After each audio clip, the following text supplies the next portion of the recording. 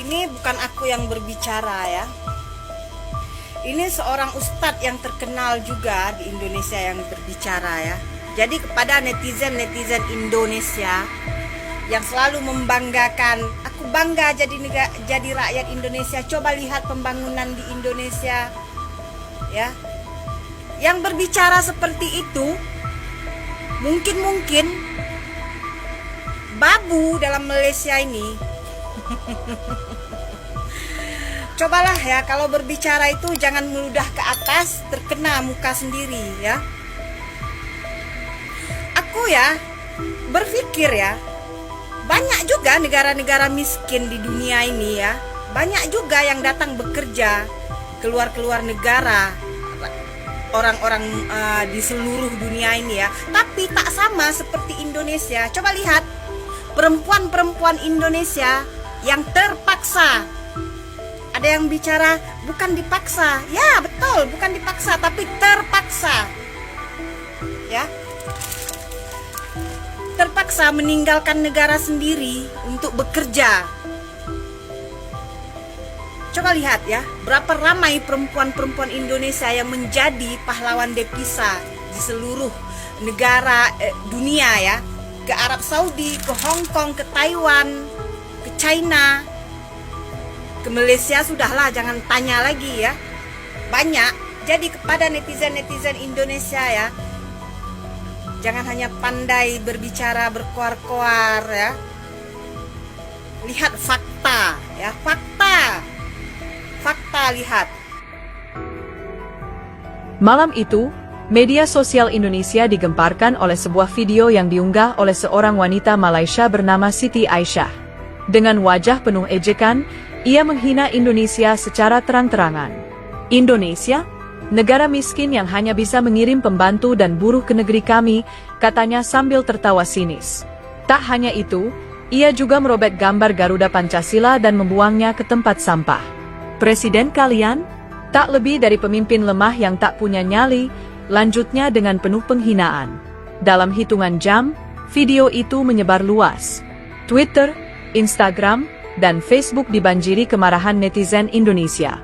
Tagar, tangkap Siti Aisyah, menjadi trending nomor 1, disertai ribuan komentar penuh amarah. Harga diri bangsa bukan untuk diinjak-injak, tulis salah satu pengguna Twitter.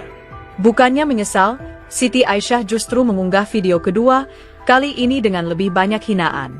Kenapa marah? Memang kalian semua rendah di mata kami.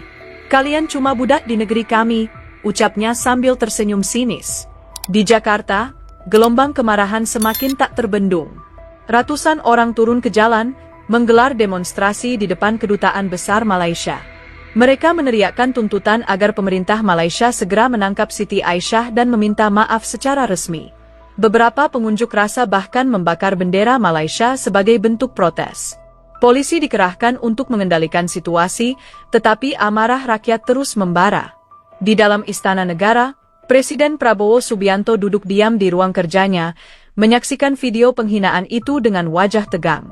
Rahangnya mengeras, matanya tajam menatap layar laptopnya. Kurang ajar, gumamnya. Ia langsung menghubungi Menteri Luar Negeri dan Kepala BIN. Saya tidak bisa membiarkan ini. Ini bukan hanya penghinaan, ini pelecehan terhadap harga diri bangsa, ucapnya dengan suara bergetar menahan amarah. Sementara itu, di Malaysia, Siti Aisyah masih merasa aman. Ia bahkan tertawa-tawa bersama teman-temannya, menganggap semua ini hanya lelucon yang tidak akan berdampak apa-apa. Namun, telepon genggamnya tiba-tiba berdering. Nomor tak dikenal. Dengan santai, ia mengangkatnya. Halo? Suara di ujung sana terdengar dingin. Kau pikir ini hanya permainan, Siti? Sebelum ia sempat menjawab, telepon terputus. Untuk pertama kalinya, ia merasakan sesuatu yang belum pernah ia rasakan sebelumnya, ketakutan. Di tengah panasnya situasi, sebuah berita menggemparkan muncul. Seorang pekerja migran asal Indonesia ditemukan tewas mengenaskan di sebuah gudang di Kuala Lumpur. Tubuhnya penuh luka, dan hasil investigasi awal mengarah pada dugaan bahwa ia dibunuh oleh polisi militer Malaysia. Kabar ini membuat situasi semakin memanas. Dari sekadar hinaan di dunia maya, Kini ada darah rakyat Indonesia yang tumpah di negeri seberang. Amarah rakyat pun semakin meledak. Demonstrasi meluas ke berbagai kota di Indonesia. Kedutaan Besar Malaysia di Jakarta dikepung ribuan orang yang menuntut keadilan. Presiden Prabowo sadar, ini bukan lagi sekadar perang kata-kata di internet. Ini adalah ancaman terhadap martabat bangsa. Dengan suara mantap, ia berkata kepada para petingginya, "Saya akan turun tangan sendiri. Ini baru permulaan. Harga diri Indonesia telah diinjak, dan Prabowo bersumpah, keadilan akan ditegakkan, dengan cara apapun yang diperlukan." Malam itu, suasana di Istana Negara begitu tegang. Presiden Prabowo Subianto berdiri di depan jendela ruang kerjanya, menatap langit malam Jakarta yang dipenuhi sorotan berita dari berbagai stasiun televisi. Video penghinaan Siti Aisyah masih beredar luas, dan kini ditambah dengan kabar pembunuhan seorang WNI di Malaysia. Ia mengepalkan tangan, merasa darahnya mendidih. Harga diri bangsa telah diinjak, dan kini nyawa rakyatnya pun melayang. Ini bukan lagi sekadar penghinaan, ini sudah menjadi masalah serius yang menyangkut kedaulatan negara. Segera siapkan pertemuan darurat, ucapnya tegas kepada ajudannya. Tak butuh waktu lama, para petinggi negara berkumpul di ruang rapat. Menteri Luar Negeri, Panglima TNI, Kepala BIN, dan para penasihat utama hadir dengan wajah serius. Prabowo menyapu pandangan ke seluruh ruangan. "Saya ingin jawaban. Apa yang sebenarnya terjadi di Malaysia? Mengapa ada WNI yang dibunuh oleh polisi militer mereka?" tanyanya dengan suara dingin. Menteri Luar Negeri, Retno Marsudi, menarik napas dalam. Pemerintah Malaysia mengklaim bahwa korban, yang bernama Rian Saputra, terlibat dalam aktivitas ilegal. Namun, saksi-saksi di tempat kejadian mengatakan bahwa dia hanya pekerja migran biasa yang tidak bersalah. Polisi militer Malaysia menangkapnya tanpa alasan jelas, dan beberapa jam kemudian, tubuhnya ditemukan dalam keadaan mengenaskan. Ruangan itu sunyi. Kemarahan terlihat jelas di wajah setiap orang. Panglima TNI, Jenderal Agus Subianto, mengetuk jarinya di meja. "Kami bisa mengirim tim khusus untuk menyelidiki langsung di sana.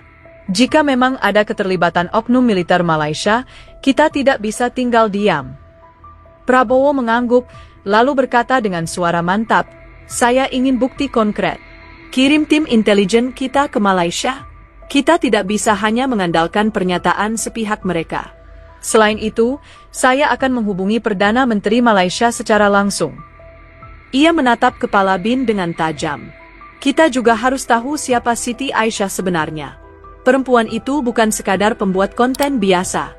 Ada sesuatu yang lebih dalam di balik semua ini." Sementara di Kuala Lumpur, Siti Aisyah mulai merasakan ketegangan. Media Malaysia mulai menyoroti kasusnya, dan ia mulai menerima banyak ancaman dari berbagai pihak. Awalnya ia merasa tak tersentuh, tetapi setelah mendengar kabar bahwa Presiden Indonesia turun tangan langsung, wajahnya pucat. "Apa yang sudah aku lakukan?" gumamnya dengan napas memburu. Di saat yang sama, Perdana Menteri Malaysia, Datuk Seri Iskandar Rahman, menerima panggilan langsung dari Presiden Prabowo. Percakapan mereka berlangsung dingin dan penuh ketegangan. "Kami menuntut transparansi penuh dalam kasus ini.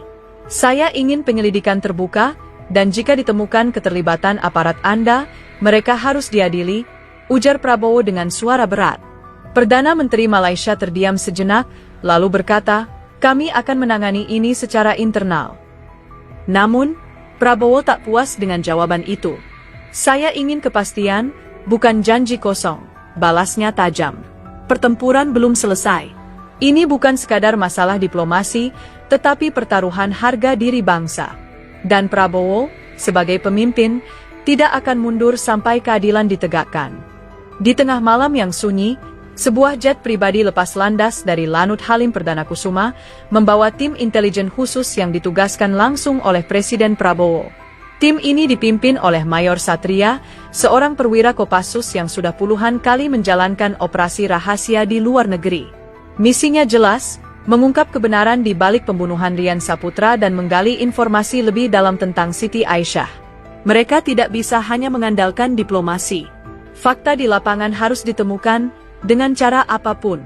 Sementara itu, di Kuala Lumpur, Siti Aisyah duduk gelisah di dalam apartemennya yang mewah. Ia tak pernah menyangka bahwa video yang dibuatnya dengan niat iseng akan berbuntut panjang.